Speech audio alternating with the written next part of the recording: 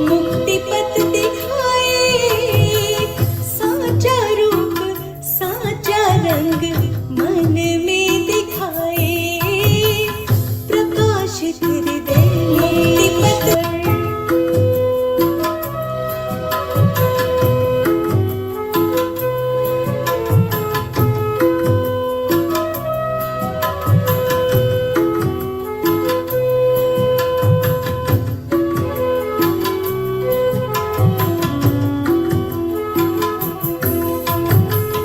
ज्ञानियों के शुद्ध मनों में, साधकों के चिंतनों में, ज्ञानियों के शुद्ध मनों में, साधकों के चिंतनों में, मेरी आस मेरे श्वास तुझ में ही समाए, साचा रूप साचा रंग मन में दिखाए, प्रकाशित हृदय में ईश्वर।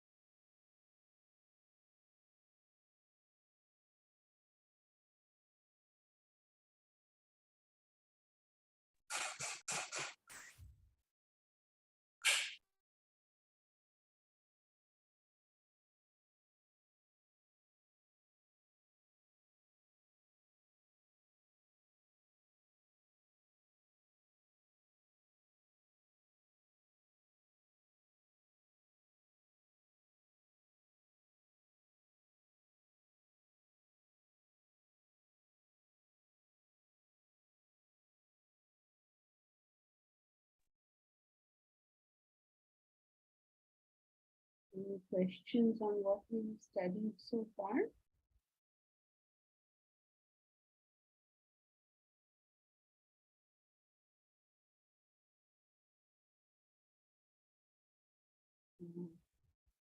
So we had been studying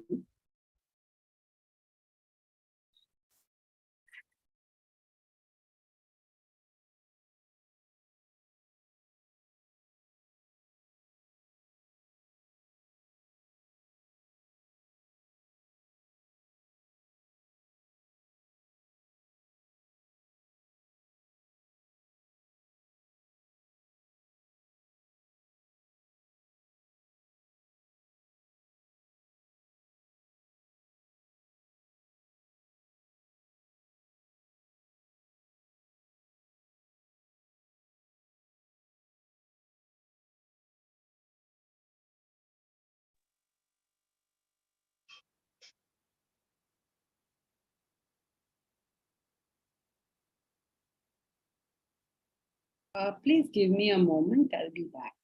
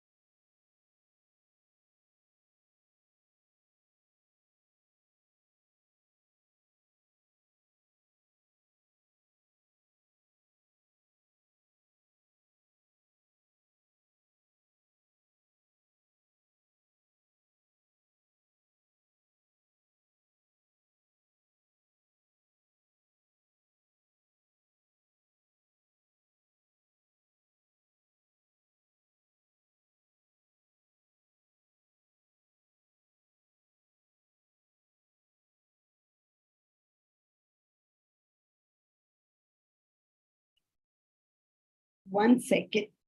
Sorry. 1 second. I will just be with you in a minute.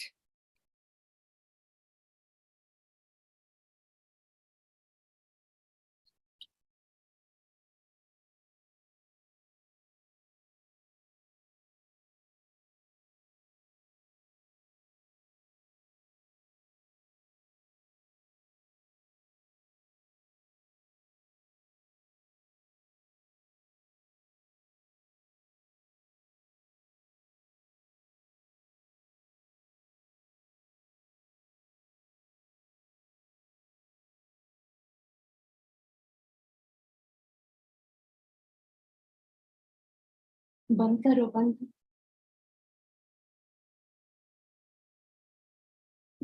Sorry, little bit of a problem. Okay, so what we had been studying is the difference between gaining knowledge and effacing ignorance. This is a massive thing for us to learn. It's a very important facet because you may have noticed that often in life, you've taken a lot of knowledge and you don't see its conversion into actual life. I mean, the problems of life continue. Did you know, I mean, now I don't know what the statistics are, but I mean, about 15 years ago when I looked at it, in fact, I should find out what it is now. The number of psychologists committing suicide in Australia was 33%. Can you believe that? Isn't that like a shocking sort of a statistic? Because you learn so much, but you don't efface the ignorance. That means all that knowledge is not converting to being anything. It's just like a whole bunch of knowledge you have. And then it's the worst type of thing. You know why it's the worst type of thing? Because you convince yourself you know, and then you do all sorts of strange things. So this is a really frightening thing. No amount of knowledge seems to make us gain knowledge, as it were. Because gaining knowledge is the effacement of ignorance. And getting to that is always a tough call. It takes a lot of work before the knowing is the doing, or the knowing is the becoming. It's a lot of work. In fact, in olden times, you know, it was never that if you wanted real change in your personality, you had to go and live with your teacher. You live there. You know, it's almost like, and the teacher would teach you nothing. Won't even start talking to you. Forget teach you anything. Won't even talk to you. Ignore you. Somehow, through all this, your personality would change. Because that's what we're looking for. The change that has to come. So gaining knowledge is that we have to become different people, not know so many things.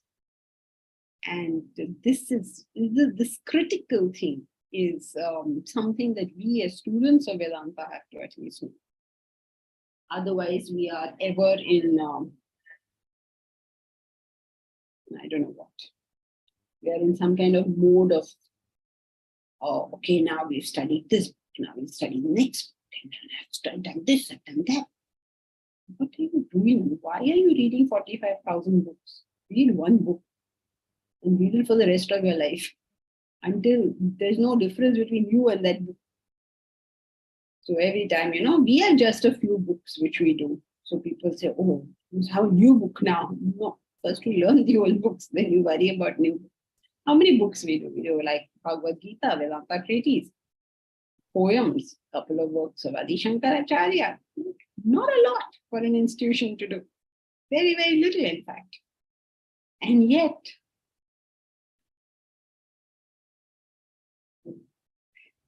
this itself seems like too much knowledge. Way too much knowledge. So this is the critical part. Mahesh, is that the difference between a Jignasu and Jnani? Jignasu usually means a curious person. Jnani means a knowledgeable person. Now, these words can be used interchangeably, but if you use it in the sense that we are using it, a Jnani is a person who has gained spiritual development. And a Jignasu, at least in chapter 7 of the Bhagavad Gita, that's how he uses those terms. However, the concept has to be clear. The terms can change, any day they can change. So sometimes I could say, and I would be right if I said something like, stay curious. Okay, but when I'm saying stay curious, what I'm meaning is don't take all your knowledge for granted. Don't take so much information for granted. So in that case, being curious is more a sign of knowledge than knowing something. So it all depends on how we use this terminology. That's what the book has been saying from the beginning. So don't go by the terminology, go by the essence of the subject. The terminology will change in every conversation, it can change. In every context, it can change. I mean, we try our best to keep to the same thing just to clarify the knowledge. But once you step out of the confines of this classroom, any word will be used for anything. We have to get the idea. Rosie, it's very nice of you to keep your video on, but it is a bit futile because I can't see you at all. You're completely in the dark. So, where you disappeared? Where are you? Can you put the light on so that I can also see you? There's no point. Where did she go? She disappeared completely. So, gaining knowledge is different from effacing ignorance. And in our quest, now I can see you properly. And in our quest for being able to become something else, we have to focus on how much of our ignorance is effaced.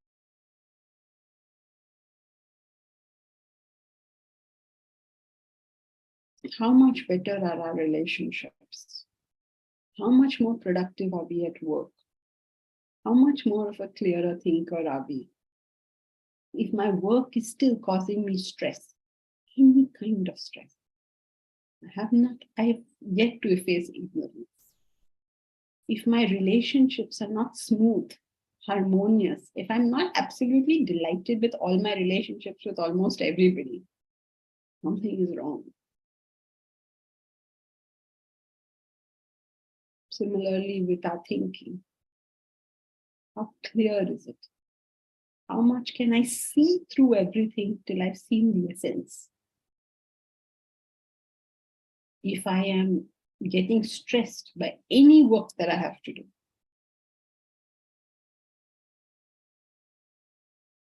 I'm still not learning the right focus. My relationships can become a big problem with people. And you know what is the main reason that our relationships don't work? The essence of why a relationship with another human being, especially those close to us, or anybody for that matter, the reason it doesn't work means I am not in peace with that relationship. The reason is, you know what? We can't handle relationships. We can't handle other people because we don't know how to handle our own emotions. When I start getting angry, I don't know what to do with this anger, so I spew it on you. If I start getting anxious, I don't know what to do with my anxiety, so I spew it on you. If I feel lonely, I don't know what to do with my loneliness, so I'm trying to offset it with you.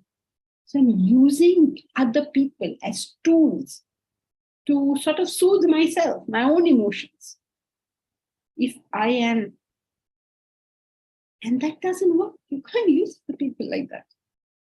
That's why you have these various types of, disorders or various relationship disorders, because they don't know how to handle what I'm feeling at the level of the intellect. Not able to cut through all the noise and find the essential truth. There's so much noise going on around, right? What is important? What is not important? Now we've announced this 1-month course. I'm so surprised to find nobody's like coming and yeah, I want to join. Everybody's not going crazy. Oh, I want to come. Why do you think that's so? Can't cut through the noise and decide what is important. If I'm studying Vedanta and I want to take it to the next level, I want it to be me. What am I supposed to do next? So just in everything like that, I can't cut through the noise and go to the essential truth, whatever it be. Nothing to do particularly with the course, but anything. Even so much as a purchase, I don't know how to cut out the noise. So many salesmen will say so many things to you. How can you decide what you want to buy? At every step of the way we have. And focus, my God, nobody has any focus that we can talk of. One day they want this, one day they want that, one day they want that. So, all sorts of scatterbrained notions going on in people's heads. Therefore, such people, they take in information and they know a lot of things, but life continues the same. So, you've got to figure out a way by which life itself changes. My life changes for me. Otherwise, what's the point of this whole story, right? You're not come to this class to get a degree or to get a job or whatever it is people study for. There's only one reason we're here, that we change ourselves. And the consequence of making that change is everything about our life changes. I mean, not changes as in external things change, but my experience of my life changes. So that is the essence of knowledge, that we have effaced the ignorance. Efface the ignorance means efface the ignorance of the self. Efface the ignorance of the self sounds very poetic, but what it means is, or going closer to the self, means you're able to grow up as a human being. Grow up as a human being. You know what words to use, because all these words are just words after all. So what can we see? We can only see the difference in life. We can see that much. We may not see anything else.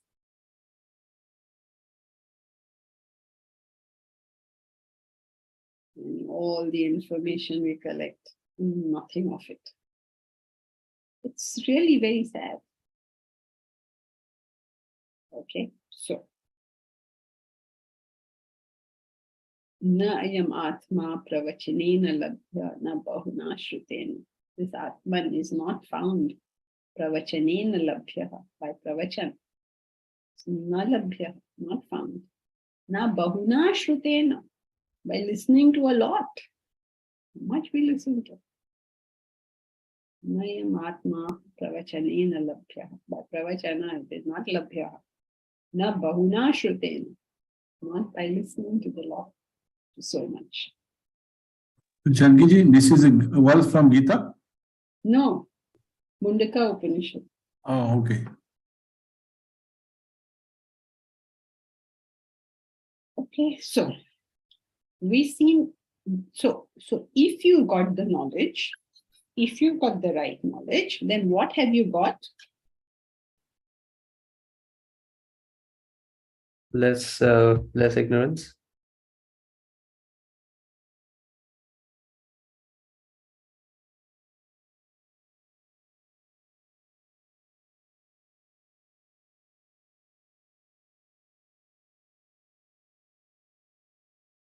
What else? Very good, Shilpa. What you've got is a change in behavior. means what? Your choice of action has increased. That's very good. If you have got the knowledge, your behavior has changed. That is your yardstick. When your behavior changes, automatically life improves. Simple. Okay. And that means Mahesh. And that means your ignorance is effaced. Yes, to that extent, of course. Doesn't mean it's all gone. All ignorance gone means you realize the self. But if your behavior has changed, okay, let me put it more correctly, has changed to more appropriate behavior, then yes, to that extent, you have effaced your ignorance. That's where we're headed, right? That the action has to change. The behavior has to change. That means you've chosen something differently this time.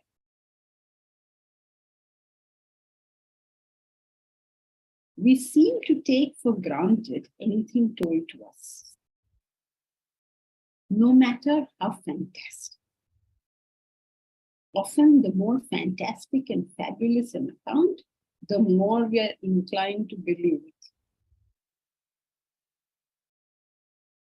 It's so, you see, there is a lot of noise, a lot of information being thrown at us. So anything fantastic, and also we get bored with life. So we love to hear fantastic things.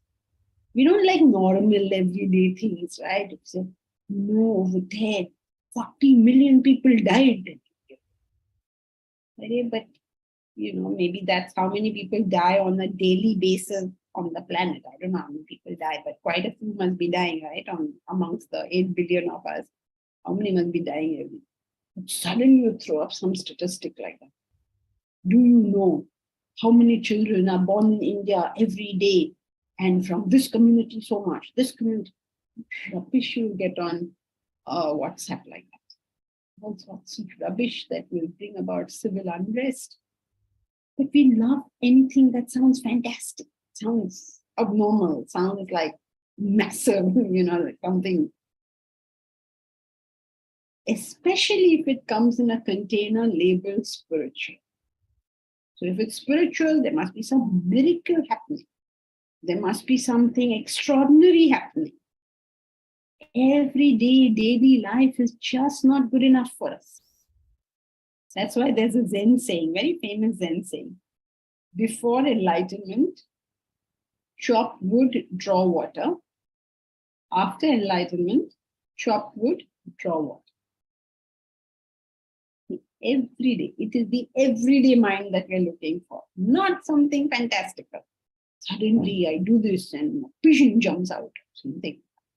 All that doesn't make it spiritual. It makes it PC Sarkar, not spiritual. Why do we think so? Because apparently anything spiritual must definitely be miraculous. Truly, it has been said, Andhasya darpanena kim. What use is a mirror to a blind man? The Sanskrit Subhashitam adage says that to a person without an intellect, the scriptures are as useful as a mirror to a blind man.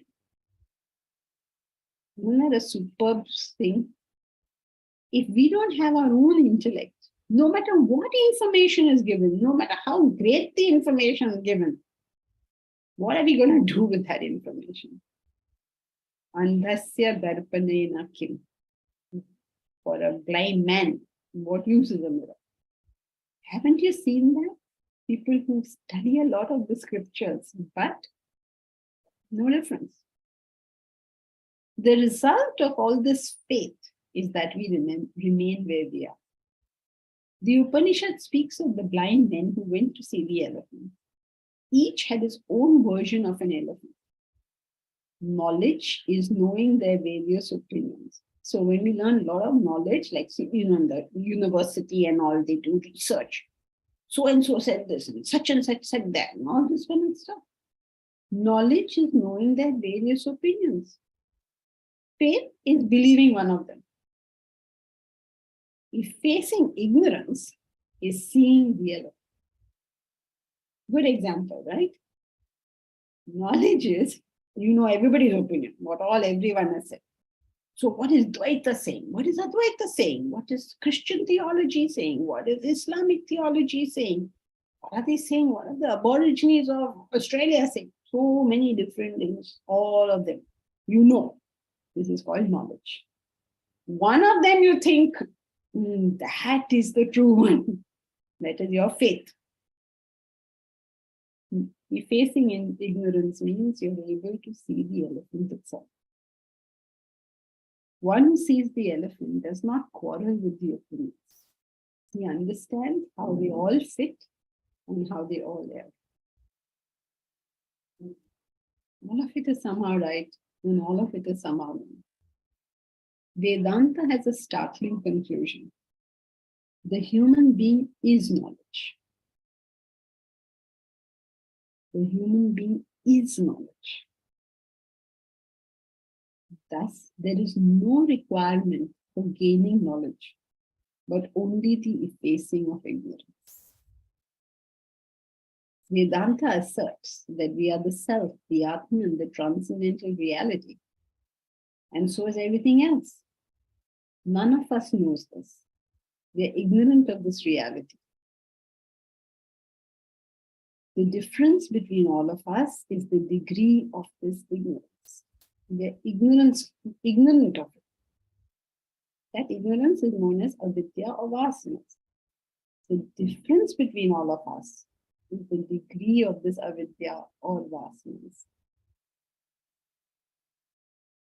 So, I don't know if to you this appears like fantastic. When I hear it, it sounds fantastic to me. Absolutely fabulous idea, right? That you are already knowledge. You don't have to get any knowledge. You already are knowledge. You're already whole. You're already complete. We don't know this. And that is our essence. How much do we not know it is the difference between all of us. Some people don't know it a lot. Some don't know it less. Those who don't know it less are considered the wiser, the more mature, the more stable, the more balanced among us. Those who don't know it less are the more immature, the more unbalanced, the more unstable, the less wise. The only difference. Only difference of degree. When the ignorance is very high, there are a lot of vasanas. Why is there a lot of vasanas when the ignorance is very high? Actually, ignorance and vasanas is the same. But why are there a lot of desires when ignorance is very high? Because we see the multiplicity more. Okay. So we latch on to different things. Okay. Very good, Asha. There's less fulfillment. The more the ignorance, the less the fulfillment. The less you're able to handle anything within yourself. So you're clutching, getting on to things to be able to handle that.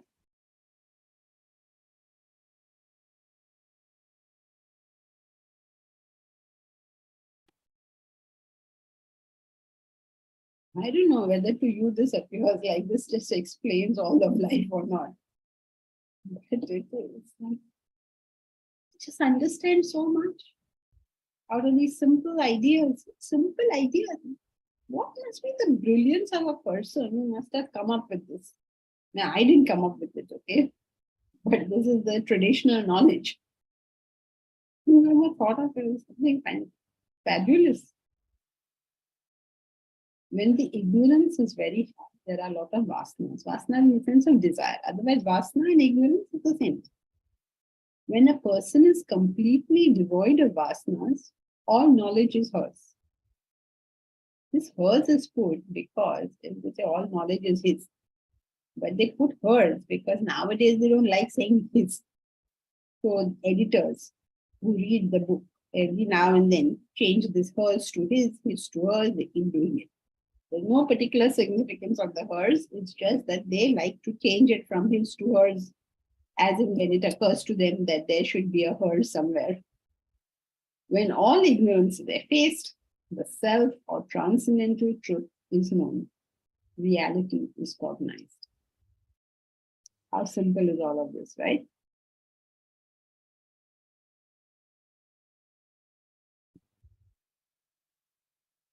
Any questions so far? Anybody has a question, or it's all just preeminently clear? Anybody is new today? Deepak Sareen, are you new to the class?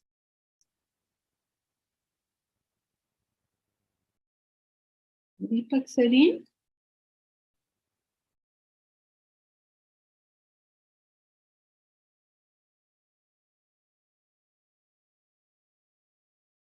Okay, so no questions, I suppose.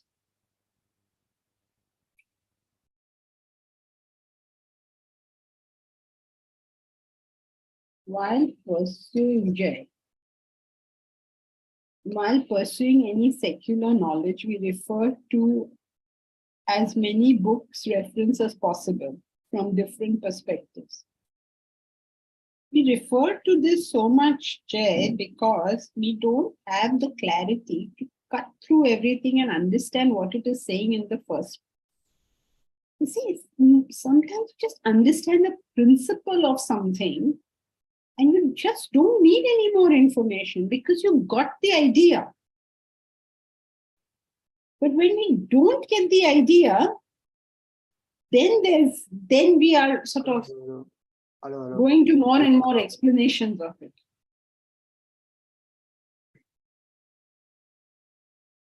So it's not against getting knowledge, but it is like, suppose you want to know what happened between Ukraine and Russia. So then we say, okay, let's hear the Russian perspective. Let's hear the Ukrainian perspective. Let's hear what America has to say, what NATO has to say, what Germany has to say. All this information we are collecting. Having collected all that information, we still don't know what has happened. Right? So now who will you blame finally? Are you going to blame Russia? Are you going to blame Ukraine? You're going to blame US, the rest of NATO? Who do you want to blame in this? What is your theory? We still don't have it. So though we go around collecting it, it's not clear. It is not clear to us from day one that it's not going to become clear to us because the information that we require to come to this decision will not be available. There'll be so many people saying so many things that how are you going to tell who is telling you the fact? Very few people will talk about any facts. Each one has some agenda of their own. So they will find those facts that fit that agenda. Now through that, you have to locate the fact. And then you have to be able to see that, oh, both these fellows are giving me the same fact, but through their particular lens. All this cutting through, it's our intellect, right? How much we do it and how much we do it properly. But largely, these things we will not really know because obviously for our nation's security reasons, they will not tell us. So in everything, we have to at least know basic minimum thing. Okay, in this whole war thing, what is it that I need to know? Basic question, what do I need to know? And do I know that or can I know that? So a lot of, again, this is not against reading their thing.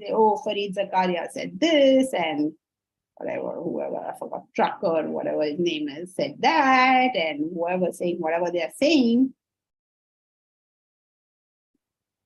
So, the end of it, what? So, मैं क्या करूं? We still don't know, right? And it's unlikely that we will know. So, to be able to do that, we require to develop an intellect. To develop an intellect, we have to Morning studies. Morning studies. Yes, morning studies.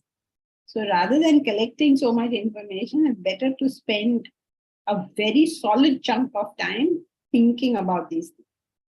And then developing some tools to think this thing through.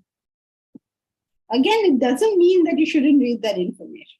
It just means that we have to strengthen our intellect if we have to know what to do with that information.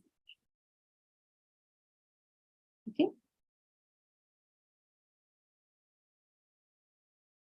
Well, developing the tool, what? One second, Karuna Mahesh. Satyam Jnanam Anantam is our essential nature. Jnanam is knowledge. Yes, Mahesh, everybody knows Jnanam is knowledge. So what's your point?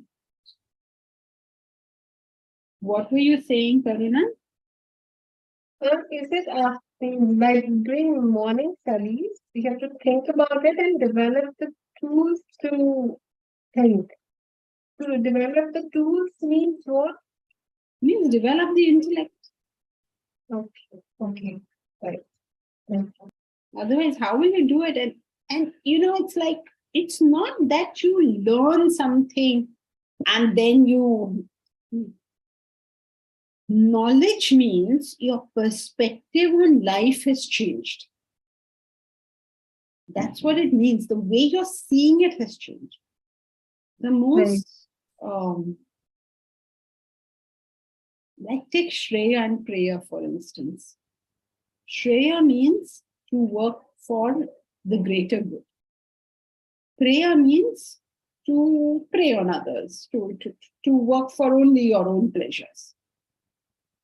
Now, if you have not learned to work for the greater good, and then you're still stuck in what can I do to maximize my own pleasure, if you're still stuck there, then you will feel no fulfillment, right?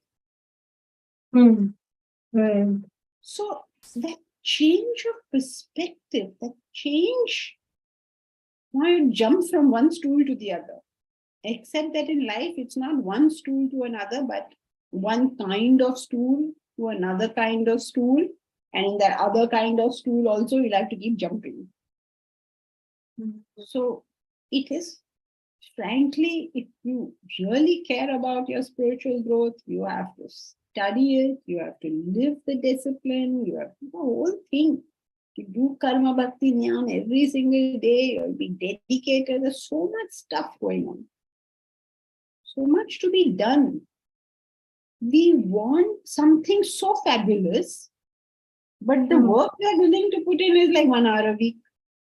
How is this supposed to happen? You want to become Bill Gates, but you're willing to work for 1 hour a week. So what dedication is required for self-mastery? So sometimes even I have questions. Am I doing anything useful? In the sense, what is the point of all these classes? Is it going to help anyone? Not going to help anyone? God alone knows. I mean, of course, you all have been very kind to say that, yes, it has helped you, and many of you have spoken to me and all that sort of stuff.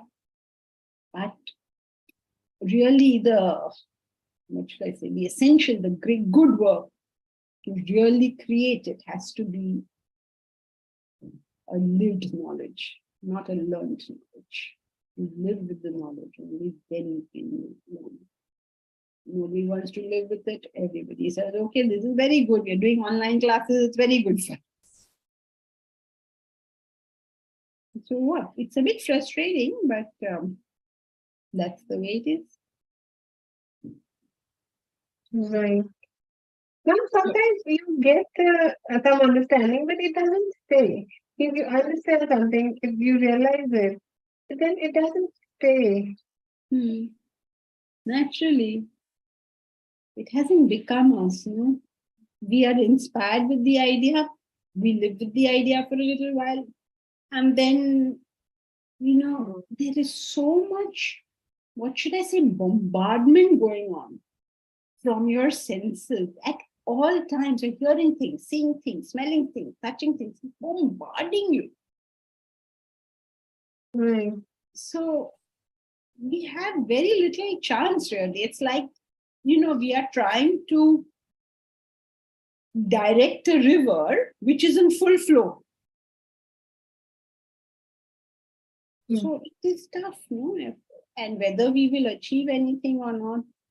Why do you think there are places like Academy and all, so that people can go in the hope of, sort of damming that river a bit for a little while and concentrating on it? But I must tell you, it is tragic how many people will go to a place where they are supposed to think about themselves and improve themselves and set about trying to improve others. It is actually tragic. So close and so far. No matter what happens, we always believe the problem is somebody else. So it's a madman's game, Taruna. But now I don't know any other game, so I'm playing it. What else to do? Thank you very much. Janki, what you said just now? I Game? said it's a madman's game. Okay. So, but I don't have any other game, so I'm playing it. It's like telling people things which you, as it is, know that unless they actually live, it's not going to convert. So, and then people are very happy with this small term benefit. Not small term, it does help. It's not that it doesn't help. I mean, everybody's I know that if I say this, everyone turns around and tells me how much it has helped. I mean, I understand that. But the frustration is not that it hasn't helped. The frustration, what is the frustration? It's like you are giving somebody a diamond. Okay, so there's a beggar and you give him a diamond. You would like to give him a diamond. He's able to take a 10 rupee note from you and he's very happy. So that's the frustration, that it could be so much better. It could be, there's no comparison, but it doesn't go beyond that. So those people, many of our students have been studying for like 10 years, 20 years, over 20 years also. So obviously they'll do this only if they're getting some benefit out of it, right? Deepak Sethi, I think he was there in the very first class I ever took in my life. I think so. Or at least, yeah, I don't know if it was the first day, but in that class. Isn't that correct? You were in that.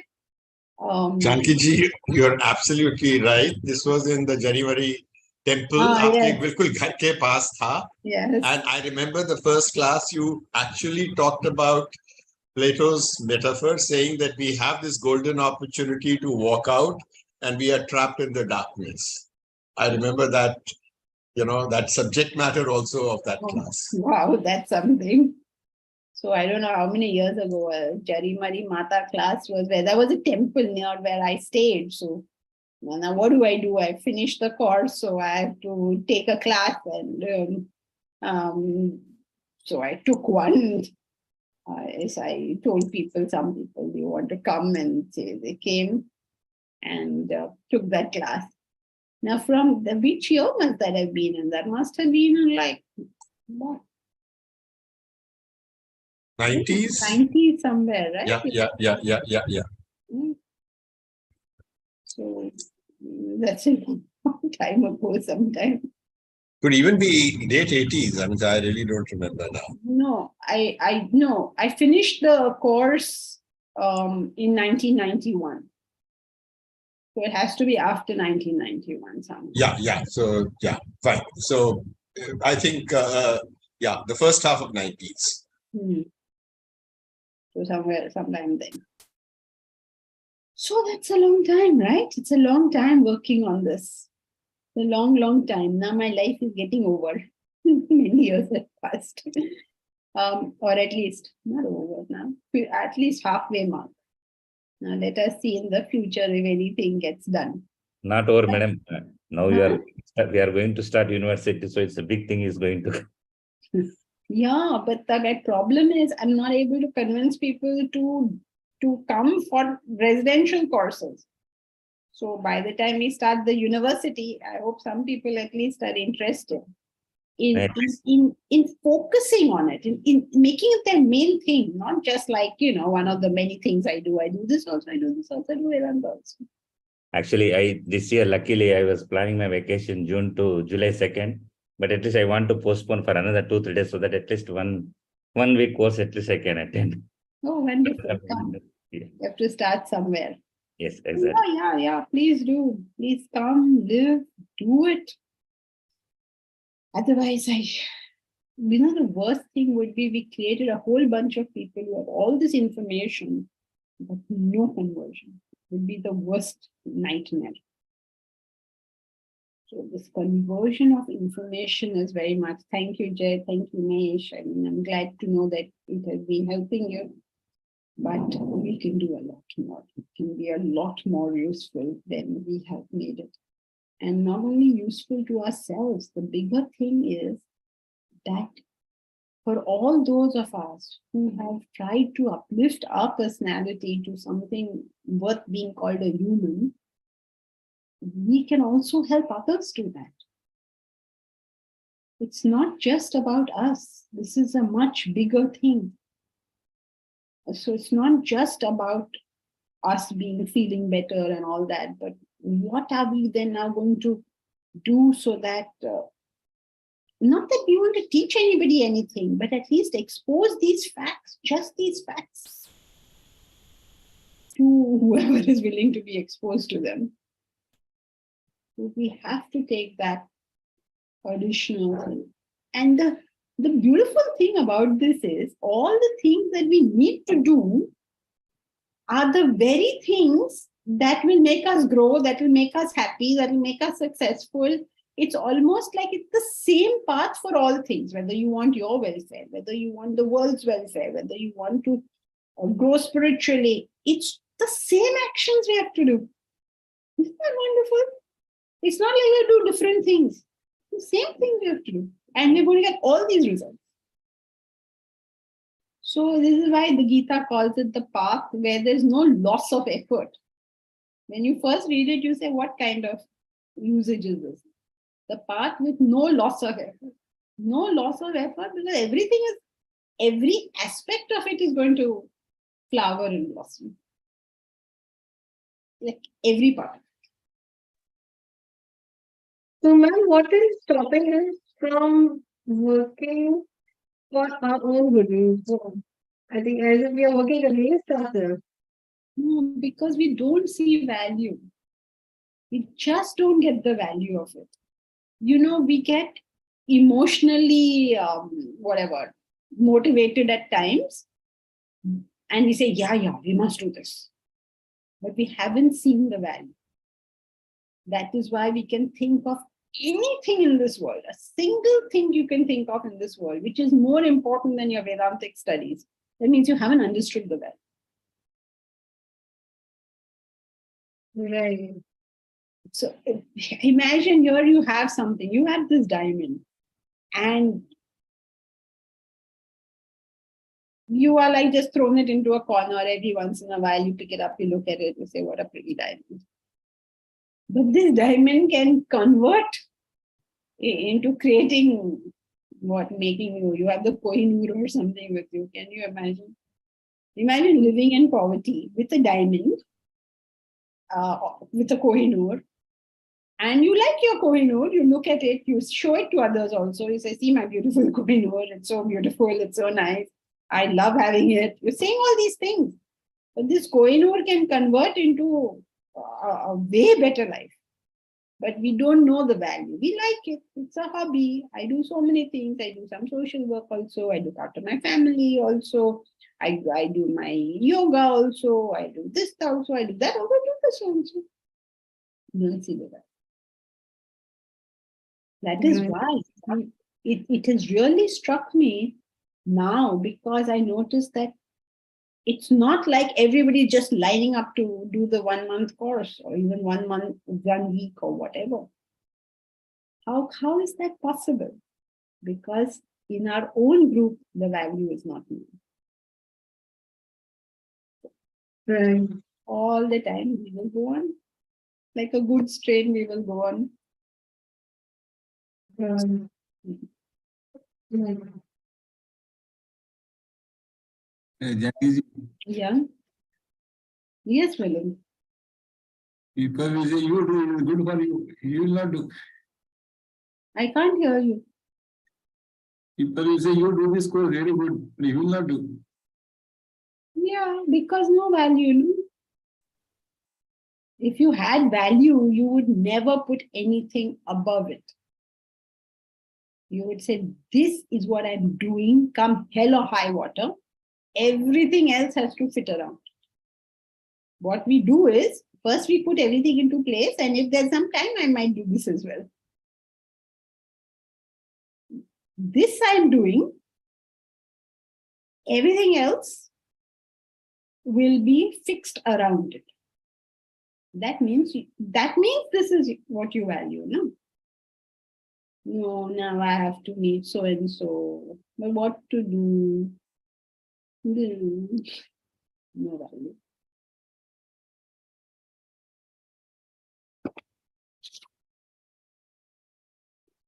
Mahesh, the jeweler I use sees it as a diamond, but we don't have the jeweler's eye.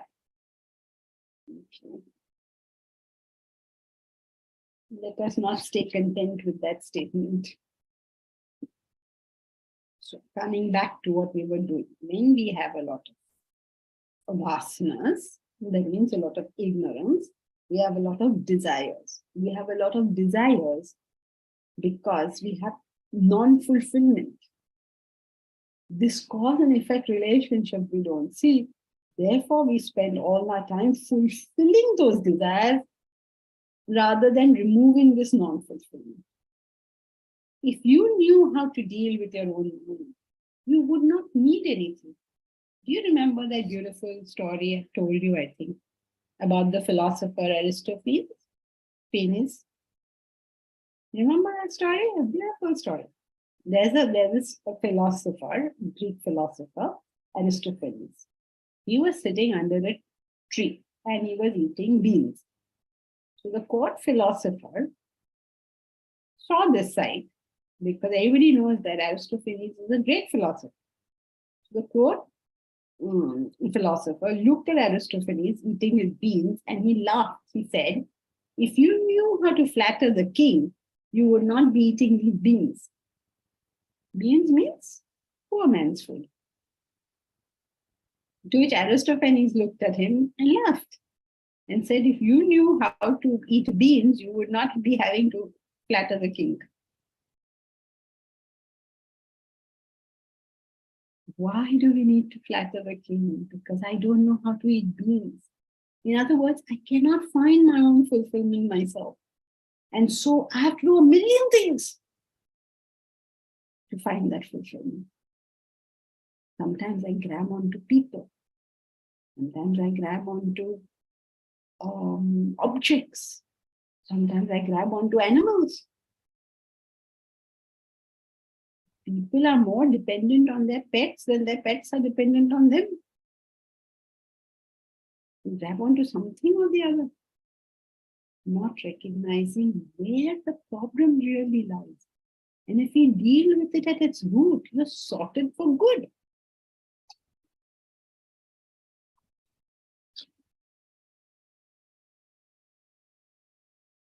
So, where were we? The human being is knowledge, doesn't have to gain knowledge, is knowledge. We don't know this. This is avidya vasanas. That means when there's a lot of vidya means knowledge. Avidya, non-knowledge, ignorance. When there's a lot of ignorance, it manifests as desire. When when a person is completely devoid of vasanas, all knowledge is hers. When all ignorance is effaced, the self or transcendental truth is known, reality is cognized. The more the vasanas, the further a person is from understanding any truth. The more the vasanas, the further a person is from understanding any truths. These are such facts of life. He sees himself as the focus of all existence. As his vasanas decrease, he turns more pure, more unselfish, more sattvic. All of these are synonymous terms. They're not three different things that he becomes. But you use three because in terms of his actions, they're pure actions. In terms of actions, he's unselfish. In terms of his mind, he's pure. In terms of his intellect, he's clear. So his vision of truth steadily improves. What no argument would have convinced him earlier is now self-evident. You go and try and explain this to anybody, they won't understand it. But when they grow up, suddenly this will seem true. What no argument would have convinced him earlier is now self-evident. You cannot go to a selfish person and explain to him why he needs to be unselfish. But as he grows, he just sees it as self-evident. He doesn't have a question. Now, just as no one could have explained it to his earlier self, he cannot now explain it to others. As helpless as somebody else was to explain that to him, now he is that helpless to explain it to someone else. But if he meets someone who has the same values, they will both immediately recognize a kindred spirit. Haven't you seen that? A person may be entirely and completely different from you. And yet somehow you seem to get along. Why is that? Kindred spirit. The level is the same. Thus do friendships form. We naturally gravitate to those of similar vasana levels. Is it not said, tell me who your friends are and I will tell you who you are? That is why it's so easy. Look at your friends and you will know what kind of a person you are. Vasanas manifest in desires. When there are overriding desires, it becomes impossible to see things as they are. I hope you're able to see what is going on. You have ignorance. In that ignorance, you have vasanas. In that ignorance, you have desires. Those desires prevent you from seeing even what you could have seen. So this is becoming worse now.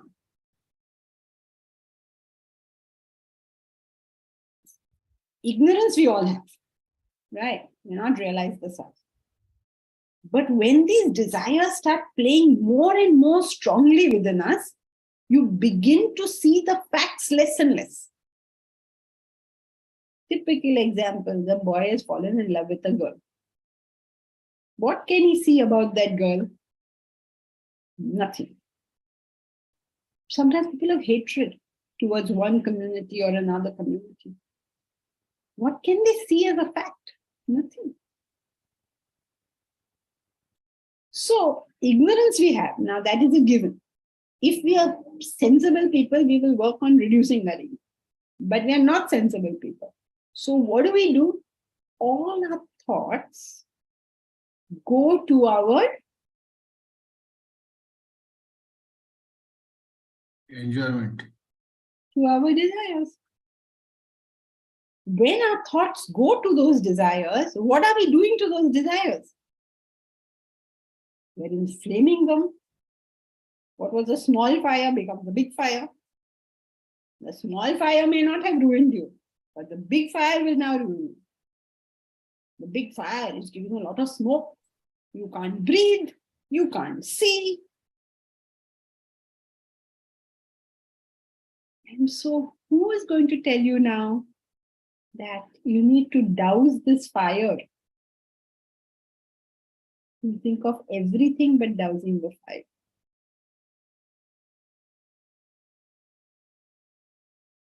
You think of every solution. You think of escape. You think, oh, these people are not coming to help me. So many different things you can think. But you won't think, what can I do to douse this fire? Sometimes we're terrified of that fire. Sometimes we're irritated that other people are not helping us. Sometimes we just seek escape and release. Maybe in drugs or alcohol, sometimes just going somewhere. So many things. Hare Baba, douse that fire. The smoke will go. Air will come back. You will live happily.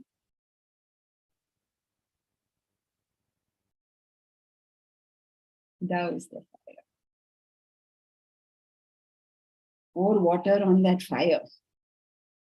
That is step one. But when the desires are inflamed, you can't understand what is the step to be taken. And that is why in these inflamed desires, people do all sorts of ridiculous things. They don't know. Who all are we going to catch hold of and say, don't, this is not the way. If you at all want any happiness in your life, begin by becoming unselfish. Change the flow of that thought from what am I going to get to what can I give? How may I serve? Change that.